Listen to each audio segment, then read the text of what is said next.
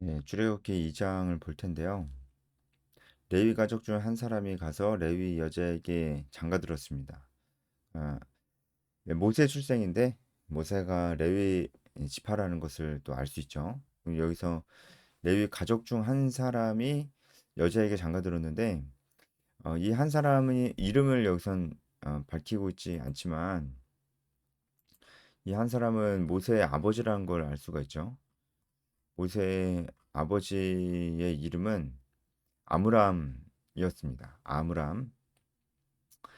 어, 그 이름의 뜻은 고상한 사람이란 뜻입니다. 그리고 그 고핫의 자손이었고요. 그러니까 레위의 아들이었던 고핫 자손 중 한 사람이었습니다. 아므람이었습니다. 그리고 이 여자는 요게벳이죠. 그래서 요게벳이 임신해서 아들을 낳았고 그가 잘생긴 것을 보고 석 달 동안 그를 숨겼다. 그러니까 모세가 잘생겼었나 봐요. 근데 잘생겨서 숨긴 건 아니었겠죠. 못생겨도 숨겼겠죠. 그만큼 모세를 바라봤을 때 그 요게벳의 애틋한 마음, 그러니까 너무 이쁘고 너무 사랑스럽고 한 그 그 애틋한 마음을 좀 볼 수 있고 또 우리가 뭔가 요게벳이 이 아이가 특별한 아이가 되지 않을까라는 그런 기대감으로 이 아기를 바라본 것일 수도 있다. 그렇게 생각이 듭니다. 물론 모든 엄마들이 아이를 볼 때 특별한 아이가 될 거야.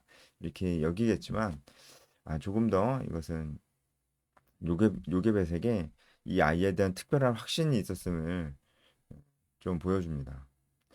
석 달 동안 숨겼지만 석 달 이후에는 아이가 울기도 많이 울고 또 그렇기 때문에 더 숨길 수가 없었습니다. 그래서 특단의 조치를 취하게 되죠.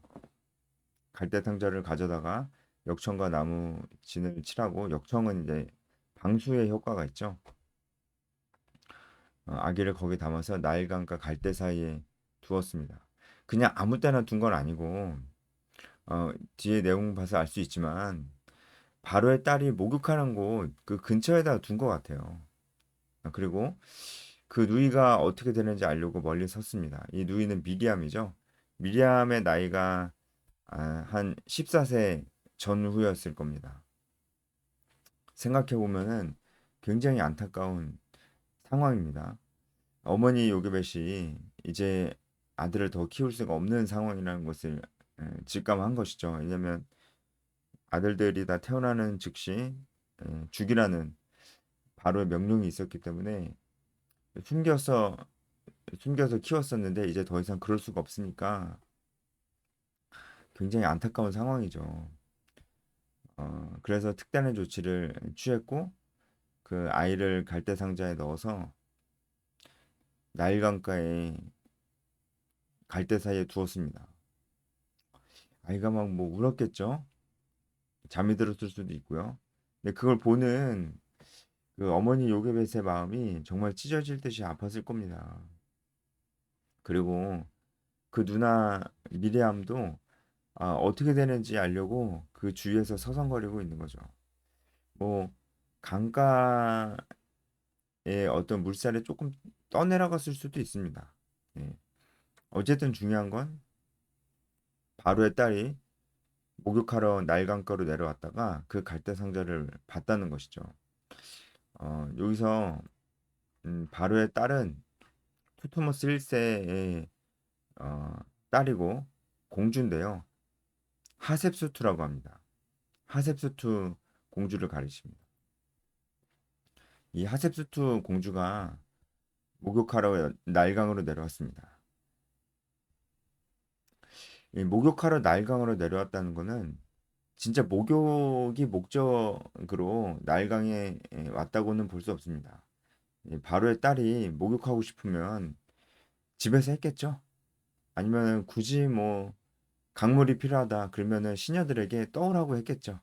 근데 몸소 날강까지 가서 목욕을 했다는 것은 이것이 목욕이 목적이 아니라는 것을 말해주고요. 종교적인 의식 중에 하나라는 것을 알 수 있습니다. 실제로 외국 사람들은 나일강이 굉장히 신성한 것으로 알고 있었기 때문에 거기서 몸을 씻으면 뭔가 정결해진다는 그런 신앙이 있었습니다. 그래서 지금 하셉스투 공주는 그냥 목욕을 하러 나일강에 간 게 아니고요. 종교적인 의식을 하러 나일강에 간 거였습니다. 아마도 모세의 어머니 요게벳은 이 하셉스투 공주의 이 정결 의식에 대해서 알고 있었을 거예요. 이게 목욕이 아니고 정기적인 의식이다 보니까 그 정해진 시간과 장소를 알 수 있었던 거죠. 요게벳은 이미 사전에 바로의 공주가 이 시간에 이 장소로 정결 의식을 행하러 온다는 것을 알고 있었고 아마 그것을 노리고 그 근처에 갈대 상자를 만들어서 그 안에 이제 모세를 넣어두고 바로의 딸이 발견하기를 기대하면서 이 갈대 상자를 띄워뒀을 확률이 아주 높습니다. 하지만 그 근처에 갈대 상자를 띄워둔다고 바로의 공주가 꼭 보리라는 보장도 없고 그렇게 갈대 상자를 발견했어도 그것을 자세히 알아본다는 보장도 없고 그것을 알아봐서 자세히 봐서 그 안에 아이가 있다는 것을 봐도 그 아이를 살려준다는 보장도 없습니다. 이제 모든 것은 하나님께 맡겼을 뿐이고 하지만 요게벳도 최선을 다해서 자기가 할 수 있는 한도 안에서 이 아이를 살릴 수 있는 최선의 방법을 생각해낸 것입니다. 그래서 이것은 요게벳의 계획대로 갈대 상자가 바로의 딸 주변에 있었다는 것을 알 수 있습니다. 요게벳도 그것을 알고 특정한 장소, 그러니까 바로의 딸이 정결의식을 행하는 그 장소에서 기웃거리고 있었던 거죠. 그리고 갈대 상자가 바로의 딸의 눈에 들게 됐고 그것을 발견하는 것까지 다 이 미리암이 보고 있었던 거죠. 바로의 딸이 너무나 다행스럽게 이 갈대 상자를 발견하고 그 안에는 아기를 보고 불쌍히 여겼어요. 이 불쌍히 여기는 이 측은히 여기는 이런 마음도 하나님의 섭리라고 할 수 있습니다. 지금 바로가 이 히브리인들의 모든 아기들을 다 특히 이제 남자 아기들을 다 죽이라는 명령을 내렸는데 그것을 알고 있는 이 바로의 딸이 이 히브리 아기를 이렇게 딱 발견했을 때 어떤 생각이 들었을까요? 우리 아버지가 지금 히브리인들 아기들을 다 죽이고 있는데 거기에 동조하는 딸이라면은 보자마자 히브리 사람의 아기구나. 그 불쌍히 여기는 마음이 들기보다는 아이 그 큰일 날 뻔했다. 이거는 못 죽일 뻔했다 하면서 데려가서 죽일 수 있었을 텐데 그런 마음이 아니고 치근한 마음이 불쌍히 여기는 마음이 들었다는 것은 정말 하나님의 섭리라고 할 수 있습니다. 그래서 미리암이 이제 딱 나타나죠. 미리암이 다 지켜보고 있었기 때문에 미리암이 딱 나타나서 이 공주에게 내가 가서 당신을 위하여 히브리 여인 중에서 유모를 불러다가 이 아이에게 젖을 먹이게 하리까 이렇게 얘기를 했어요. 이것은 미리암이 굉장히 지혜를 발휘한 것이고 아마도 엄마인 요게벳이 시켰겠죠. 이게 요게벳의 계획이었던 것 같아요. 왜냐하면 이 바로에 따른 그 공주는 이 아이를 아무리 불쌍히 여겨도 이 아이에게 젖을 물릴 그런 생각은 없었을 겁니다. 왜냐하면 애굽 사람들이 히브리 사람에게 젖을 물리는 것은 좀 불경하다고 그렇게 생각을 했어요. 근데 마침 또 히브리 그 여자아이가 나타나가지고 자기가 유머를 좀 찾아보겠다고 하니까 이거 뭐 어떡하지? 좀 곤란하네라고 하는 상황 속에서 뭐 바로의 공주는 너무 잘 됐다. 얘 너무 불쌍했는데 그냥 둘 수도 없고 그렇다고 내가 키울 수도 없고 그런 상황이었는데 너무 잘 됐다. 그렇게 여겼을 겁니다. 그래서 아주 좋은 제안이었죠. 그래서 그 유머를 이제 불러옵니다. 그 유머가 누굽니까? 자기 어머니인 요케벳이죠. 그래서 바로의 딸이 그에게 이르되 가라 하매 그 소녀가 가서 그 아기의 어머니를 불러왔습니다. 그 아기의 어머니가 자기 어머니이기도 한 요게벳이죠. 바로의 딸이 그에게 이르되 이 아기를 데려다가 나를 위하여 젖을 먹이라. 내가 그 삭슬 주리라. 여인이 그 아기를 데려다가 젖을 먹이더니 여기서 젖을 먹이다는 얘기는 그냥 진짜 젖만 물렸다는 게 아니에요. 이 아이를 양육했다는 겁니다. 그런데 이 아이를 데려다가 양육하래요. 그래서 여인이 그 아기를 데려다가 양육했습니다. 이 데려다가라는 건 뭐냐면 바로의 궁에서 이 아이를 키우지 않았다는 겁니다. 이 아이를 진짜 데려다가 이 여인의 집으로 데리고 가서 키웠다는 겁니다. 물론 이제 아이가 어느 정도 큰 다음에는 이 아이가 궁으로 들어갔을 거예요. 바로의 딸이 지금 자기 아들로 삼았기 때문에. 하지만 어느 정도 클 때까지는 이 아이를 데려다가 키우라고 하는 것입니다.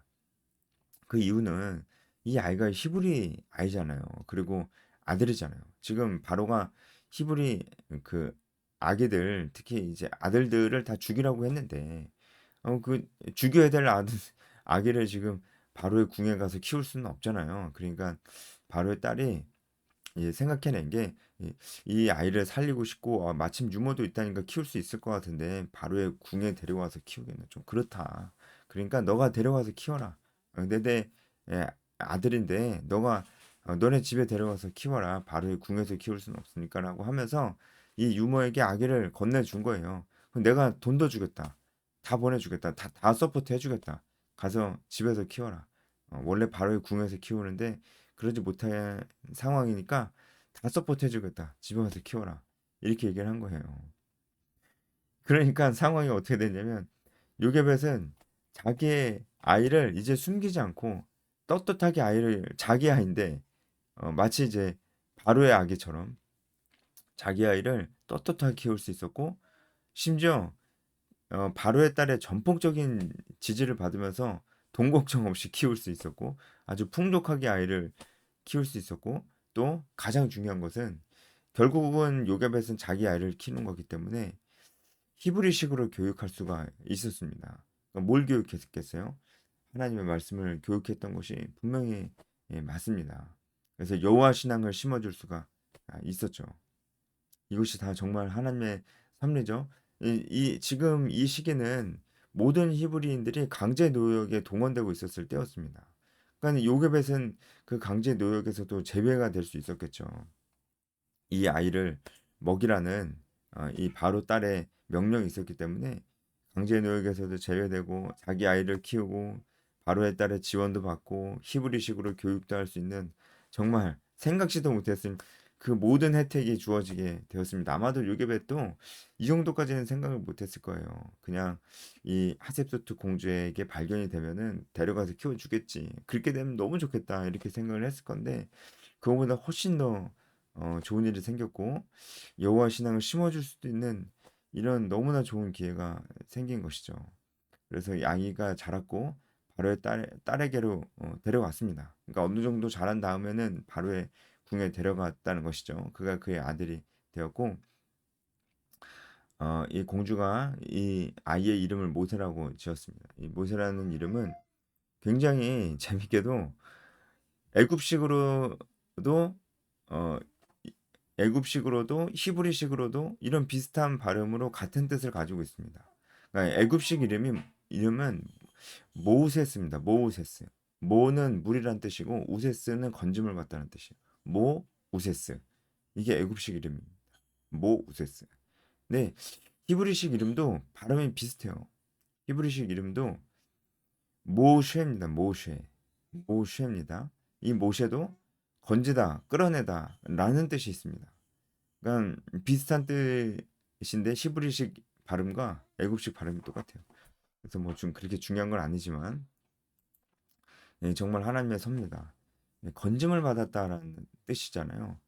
그러니까 이게 모세의 이름이기도 하고 모세 스스로가 이스라엘 백성들을 애굽 땅에서 건져내는 역할을 또 하기도 했고 결국은 하나님께서 모세를 통해서 이스라엘 백성들을 애굽 땅에서 건져내시는 그런 일들을 하셨고 이 출애굽 사건은 신약에서도 죽은 자였고 죄인이었고 희망이 없는데 그 가운데서 이제 예수 그리스도의 복음으로 인해서 건진받는 그런 사건으로 또 많이 이제 그렇게 해석이 되잖아요.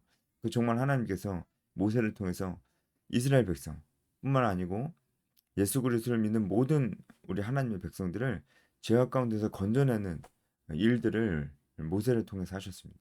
그게 또 모세의 이름이기도 하고요.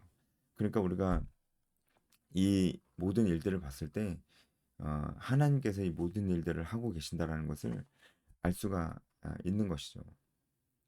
사실 여기도 어, 요게벳의 어떤 믿음이 필요했습니다. 하나님께서 이 아이를 살려주실 것이라는 믿음.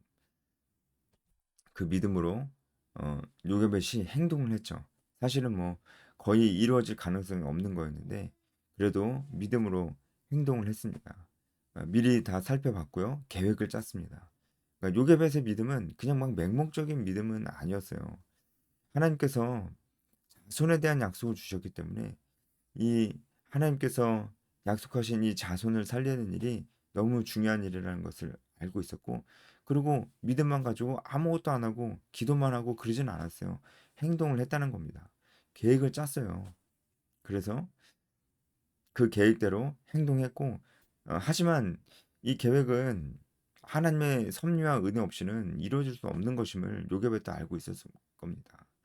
결국은 계획도 짰고 믿음도 있었지만 이 일을 실제로 이루신 분은 하나님이시라는 거죠. 가장 절망적인 상황 속에서 하나님께서 일하셨습니다. 저는 이런 일들이 우리의 삶 속에도 충분히 있을 수 있으리라 생각합니다. 하나님 우리를 돌보시잖아요. 항상 함께 하시겠다고 말씀하셨잖아요. 우리가 아주 힘든 상황일 때, 절망적인 상황이고 우리가 뭔가 어떻게 할 수가 없는 그런 상황일 때, 우리 힘으로 할 수 있는 것이 굉장히 제한적일 때 우리도 하나님의 은혜와 섭리를 기대하면서 우리가 할 수 있는 최선을 할 수 있다고요. 만약에 요게벳이 이런 믿음이 없었다면 다 포기하고 아무것도 안 했을 겁니다. 그러면 모세도 살 수 없었겠죠. 믿음은 우리에게 무엇인가라도 그것이 아주 작은 일일지라도 할 수 있는 힘을 준다는 거죠. 우리에게 필요한 믿음이 있습니다. 지금 너무 절망적인 상황 가운데 있는 분들도 무엇인가 할 수 있는 게 있을 거예요. 그 우리에게 믿음이 필요합니다. 그리고 지금도 이제 우리나라 상황도 굉장히 혼란스러운 상황인데 이때도 우리에게 필요한 것이 믿음입니다. 믿음인데 맹목적인 믿음이 아니고 하나님 말씀에 근거를 둔 그 믿음이 우리에게도 필요한 상황인 것 같습니다. 그리고 결국은 우리가 우리의 믿음을 기초로 해서 무엇인가를 할 수 있지만 우리가 무엇인가를 해서 이 일이 해결되는 게 아니고요. 결국은 하나님께서 은혜를 베푸셔야지 이 일들이 해결이 되고 하나님이 원하시는 방향으로 진행돼 나가는 것도 우리가 알 수 있습니다. 그러므로 우리가 교만할 수 없고 겸손할 수밖에 없다는 것도 우리가 고백하게 되는 것입니다. 여기까지 하겠습니다.